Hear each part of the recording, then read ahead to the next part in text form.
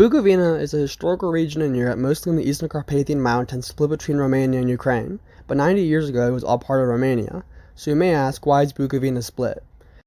A long time ago, Bukovina was part of the Principality of Moldavia until 1775 and was annexed by the Austrian Empire. For the next 100 years or so, Austria was in charge of the region, and while they were, two groups added up, the Romanians and the Ukrainians. Because before Moldavia ruled over Bukovina, the Kievan Rus ruled over it, a group who I know nothing about honestly, except the Russians and Ukrainians are apparently descendant of them. That's besides the matter. And Moldavia was one of the two principalities that eventually formed Romania. So both people wanted it, the Romanians and the Ukrainians, who were starting to grow ideas of nationalism. They both saw Bukovina as rightfully theirs, because, if something used to be yours, you should always have it. Plus their people lived in the region. Neither could get it though, because neither group was strong enough to take on the Austrian Empire.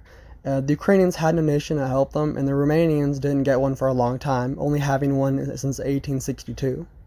Things changed though in the late 1910s as the Great War was coming to a close. Both Romania and the new state of Ukraine saw their chance to take Bukovina since the Austro-Hungarian Empire was crumbling to pieces. But Ukraine was too preoccupied with the Russian Civil War to take it, and didn't have the support of the Entente powers who had won the Great War. So in the end, Romania annexed Bukovina. Romania got rid of the multilingual schools and establishments in Bukovina that the region was kind of known for, mainly in the north where most of the population was Ukrainian. Their goal was to forcefully assimilate all of Bukovina to be Romanian, and to get rid of the Ukrainian culture claims on the region, and therefore the Soviet claims to the region. Their attempt to kill out Ukrainian culture in the North Bukovina didn't work though, because in 1931, 2/3 of northern Bukovina's population was still Ukrainian, and this, with historical claims, threats, and the claim that Romanians had shot down Soviet aircraft, gave the Soviet Union an excuse to demand northern Bukovina, and also Bessarabia, in 1940. Romania's king, Karl II, wasn't in a great position, so he gave in to Soviet demands, and then just a few days the Soviets occupied northern Bukovina and annexed it to the Ukrainian SSR. Ukraine was in charge of northern Bukovina for about a year or so until 1941 when the Iron Guard took over Romania, a fascist group.